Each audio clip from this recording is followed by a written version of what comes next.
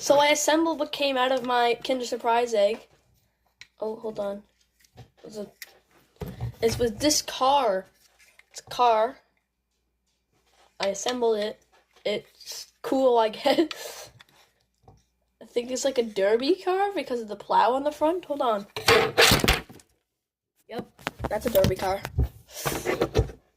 Anyways, I'll be doing more of my Easter unboxing soon. So, but anyways, this is the first thing that I have unboxed from my Easter.